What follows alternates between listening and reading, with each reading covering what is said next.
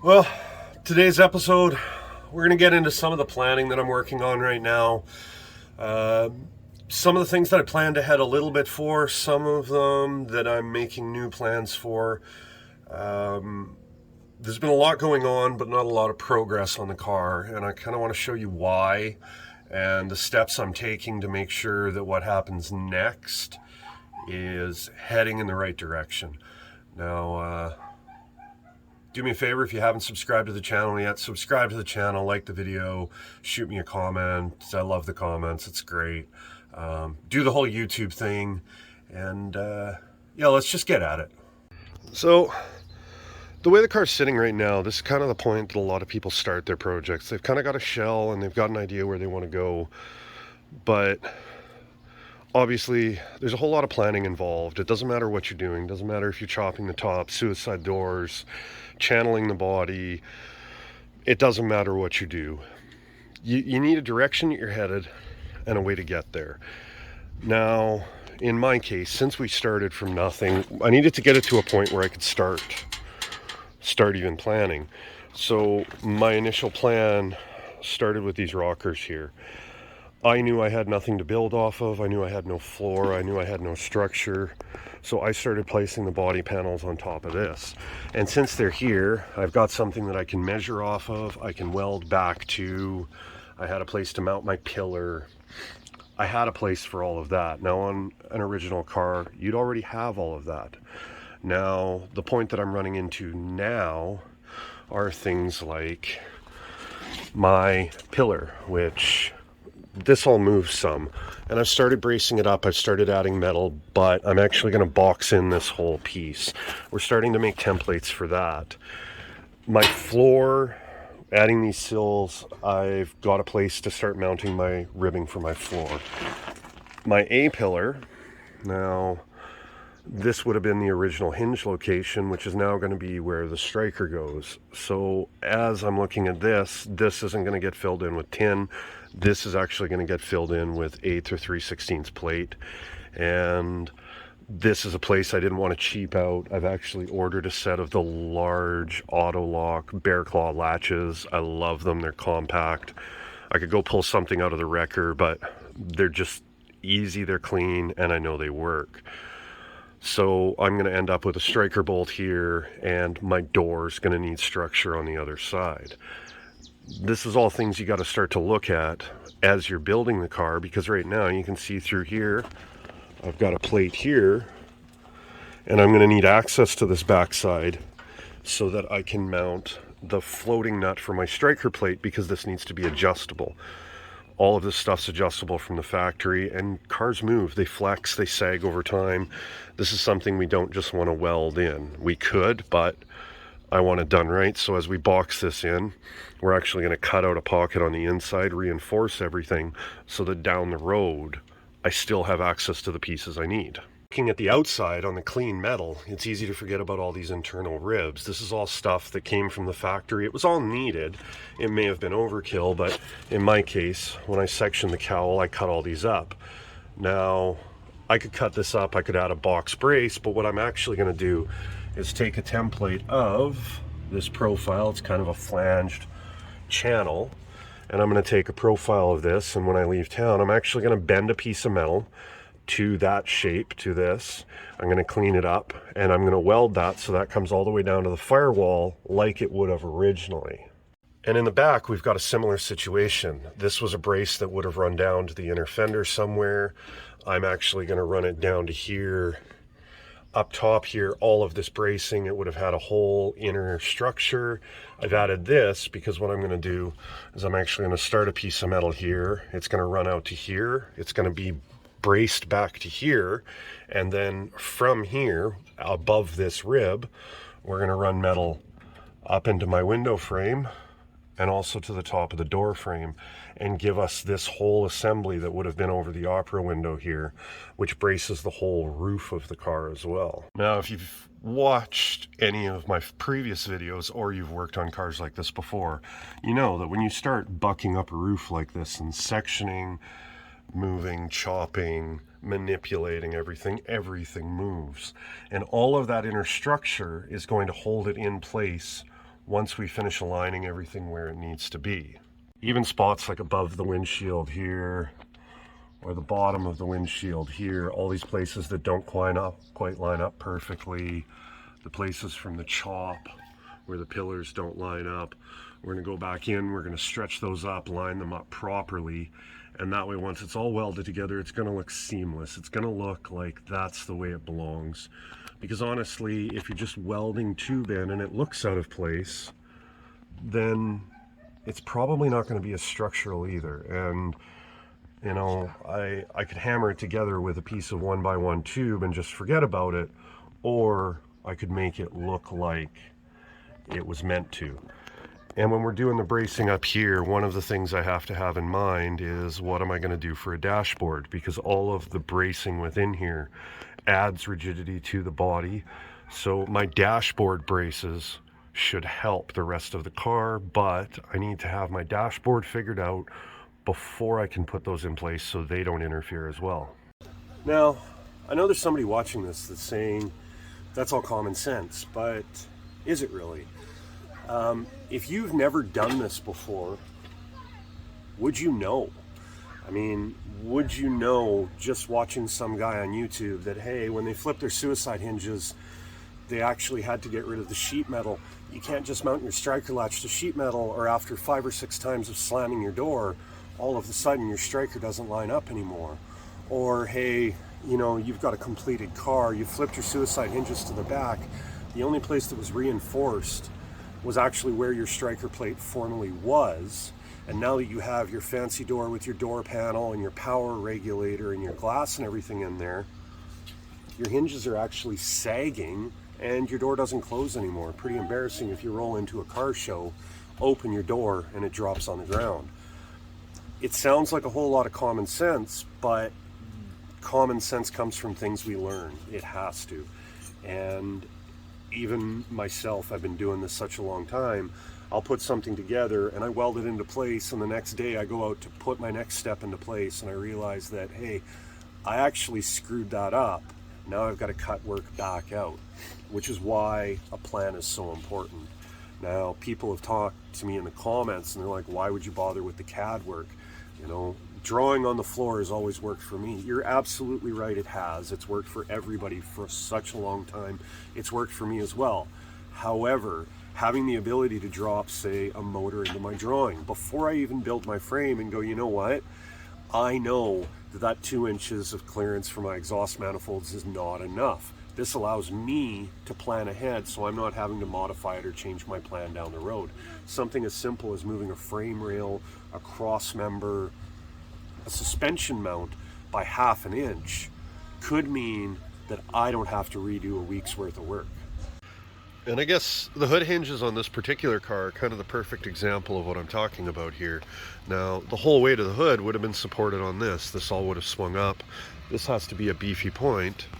And if we flip to the inside here, that's the bolts from the hood hinges. That brace runs out to the A pillar and it's tied into the brace that went down to the firewall, and it's along the curve, which basically makes this one of the strongest parts of the front of the car, all because they knew that if they had bolted straight through that cowl right there, it just would have folded the car in half. Now in my case, or the case of a lot of people that do this kind of stuff, spots like this here or this here, the upper part is where I reshaped the door opening, and the lower part would have been a hinge pocket originally on my door frame. Those are spots that, now that they're not fully welded and they're not boxed in again, these are spots that the car is actually flexing, which obviously they're going to get boxed in, they're all going to get braced properly, but cutting out that little section, if it moves 1/4 inch here, it's moving 2 inches over here.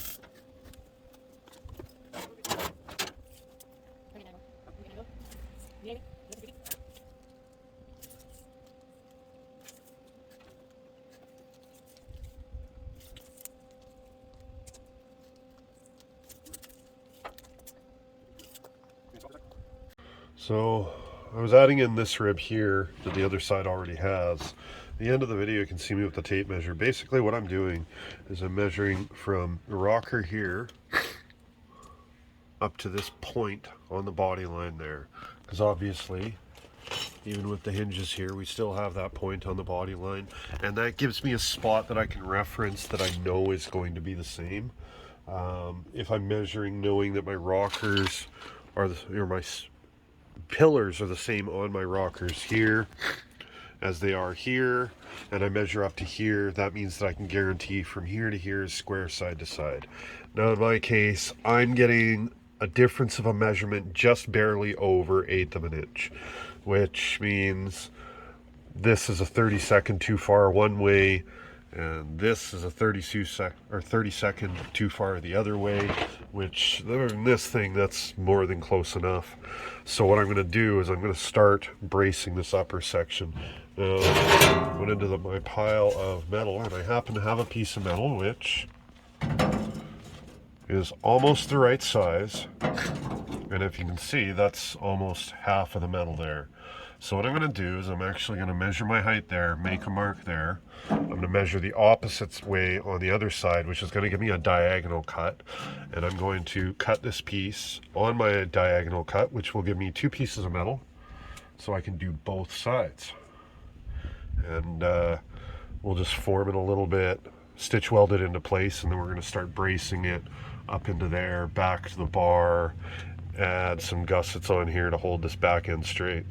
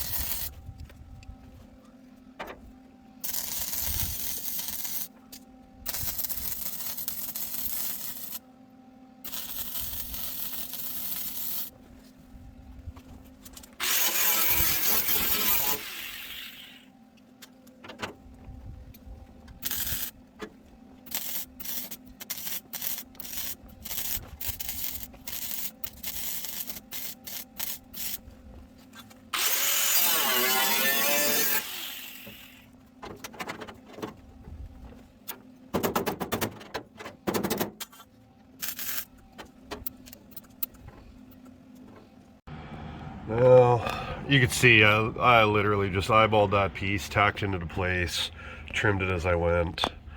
And the reason I'm not going further down here is because I want access to get all my bracing done. This will get braced in, but also this package tray is going to come out something probably to about here and angled down to this point. I need clearance for my rear axle, battery, fuel tank, air tank, all that stuff, and I haven't decided yet. Right now I'm just trying to make it structural.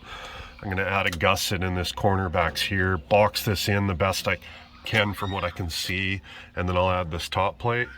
But on a video when I'm talking about planning, of all the irony, this poor little welder just ran out of wire, which wouldn't be a big deal if I lived anywhere with a real store, but Amazon Prime is my friend, and since we're remote, takes 4 or 5 days. So I've got some company coming up Friday that's going to bring me another spool of wire, and I've actually got a whole bunch of little tools, some big tools en route, some really big stuff planned. I can't wait to show everybody packages that are about to come in. But it's going to change a lot about how I'm working in my garage. And while everybody's used to how I'm building here, I used to build fancy. Well, kind of. I used to build with fancier tools. So, on that note, that's where we're going to leave this off today. I wanted to get a bunch more done in the back, but my lack of proper planning prevents me from getting done what I want to today. I'm out of town tomorrow, but Friday I got some company coming. I got some packages on the way. I've been doing a lot of planning for what's happening in the next month or two. I think this weekend I'm going to start breaking down what I've actually spent on this thing and keep a running tally, kind of as a mental challenge to myself to see how cheap I can actually build it. But I will break down an honest tally, including all of my consumables. It's pretty easy to kind of document the consumables that have gone into it. I'll break down the deals I've got, how I've found stuff, how I've worked it all out, and you guys can be the judge. But go back, subscribe to the channel, hit the little bell if you want to know when I post a video, comment, share, like the video, do the whole YouTube thing, and I'll see you guys Saturday morning, and with any luck I'll actually have the video out on time.